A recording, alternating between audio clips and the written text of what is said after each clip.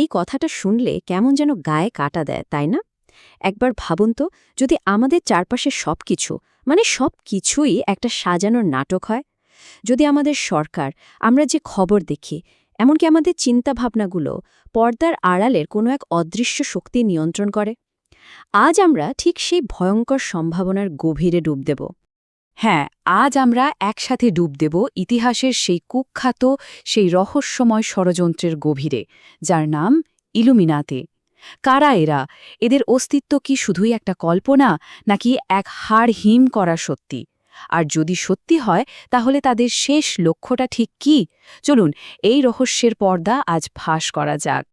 আচ্ছা, সবার আগে তো এটা বুঝতে হবে যে এই পুরো ষড়যন্ত্রের মূল ধারণাটা ঠিক কি।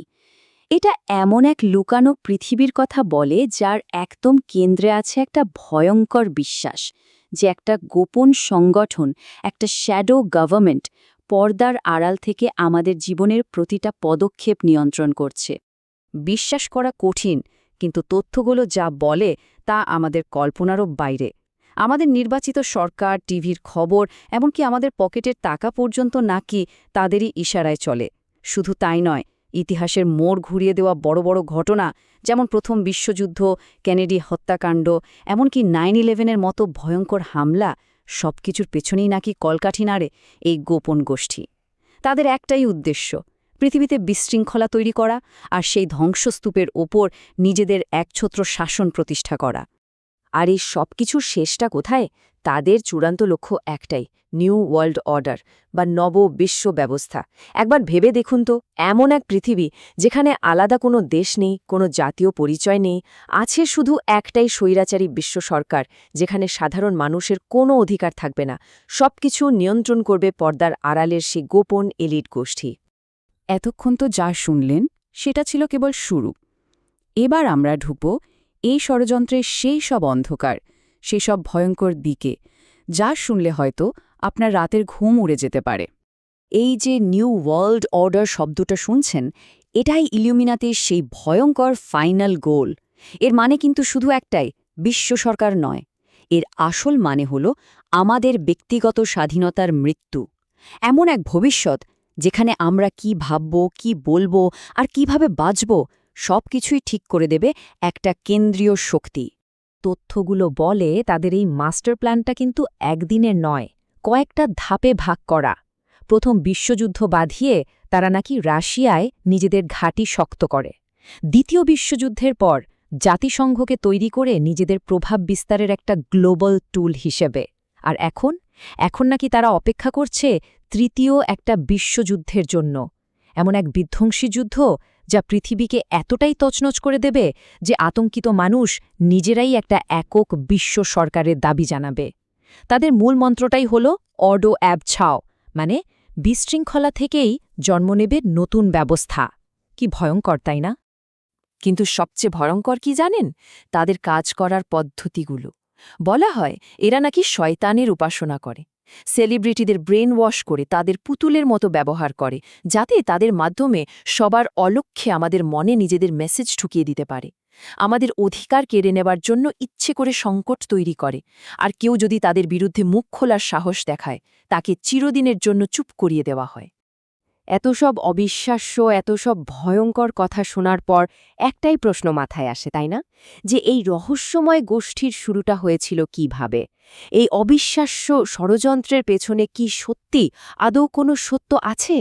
চলুন এবার এই সব ষড়যন্ত্রার ঘন কুয়াশাটা একটু সরিয়ে দেখি, আসল ইতিহাসটা কি ছিল সেটা একটু খুঁজে বের করার চেষ্টা করি। আসল ইলুমিনাটি, তাদের গল্পটা কিন্তু একেবারেই অন্যরকম।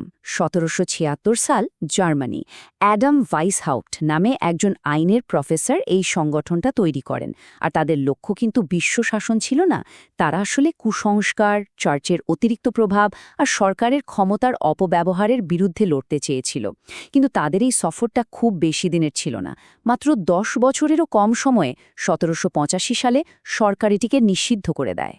মানে বুঝতেই পারছেন, ঐতিহাসিক ইলুমিনাটি ছিল কিছু যুক্তিবাদী বুদ্ধিজীবীর একটা দল, কোনো শয়তানের উপাসক নয়। সমাজ সংস্কারই ছিল তাদের উদ্দেশ্য। এখানেই ইতিহাসের ইলুমিনাটির গল্পের শেষ। কিন্তু এখান থেকেই শুরু হয় এক ভয়ঙ্কর কিংবদন্তির। তাহলে আসল প্রশ্নটা হল 18 শতকের একটা দল যা কবেই ভেঙে দেওয়া হয়েছে, সেটা কিভাবে আজকের দিনের সবচেয়ে বড় আর ভয়ঙ্কর ষড়যন্ত্রের কেন্দ্রে চলে এলো। পার্থক্যটা দেখুন, যেন দিন আর রাতের মতো।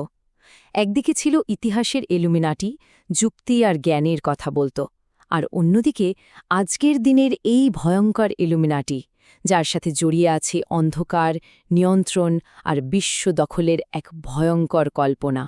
দুটো যেন সম্পূর্ণ আলাদা জিনিস। ষড়যন্ত্র তত্ত্ব যারা বিশ্বাস করেন তারা বলেন যে নিষিদ্ধ হওয়ার পরেও ইলুমিনাতির সদস্যরা আসলে থেমে যায়নি।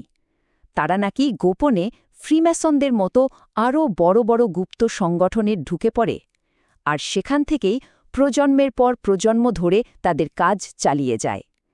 এই ধারণাটাই ইলুমিনাটির কিংবদন্তিকে শতাব্দের পর শতাব্দী ধরে বাঁচিয়ে রেখেছে আর দিন দিন আরও ভয়ঙ্কর করে তুলেছে। কিন্তু সবকিছুর শেষে একটাই প্রশ্ন থেকে যায়, কোনো শক্ত প্রমাণ ছাড়াই কেন এত মানুষ এই তত্ত্বে বিশ্বাস করে? কি এমন আছে এই রহস্যে যা আমাদের এতটা টানে? এর পেছনে বেশ কিছু কারণ আছে। আসলে আমাদের এই পৃথিবীটা তো খুব জটিল একটা জায়গা, তাই না? যুদ্ধ, অর্থনৈতিক সংকট, মহামারী, এত কিছুর জন্য যদি একটা অদৃশ্য শক্তিকে দায়ী করা যায়, তাহলে সবকিছু খুব সহজ মনে হয়। ডলারের নোটের ওই পিরামিডের চোখ বা বিভিন্ন গোপন প্রতীকের মধ্যে মানুষ হিডেন মিনিং খুঁজে পায়। আর আজকাল তো বই, সিনেমা আর ইন্টারনেট এই আগুনে আরও ঘি ঢালছে। সব সমস্যার জন্য একটা অদৃশ্য শত্রুকে দায়ী করতে পারলে হয়তো এক ধরনের মানসিক শান্তি পাওয়া যায়। শেষ পর্যন্ত সত্যিটা কি? ইলুমিনাটি কি আসলেই আছে, নাকি এটা শুধু একটা কিংবদন্তি? এই উত্তরটা খোঁজার আগে হয়তো নিজেদেরই প্রশ্ন করা উচিত। যখন চারপাশের বিশৃঙ্খলা দেখে আমরা ভয় পাই, দিশেহারা হয়ে যাই, তখন সব কিছুর জন্য একটা গোপন শক্তিকে দায়ী করাটাই কি আমাদের জন্য সবচেয়ে সহজ রাস্তা নয়?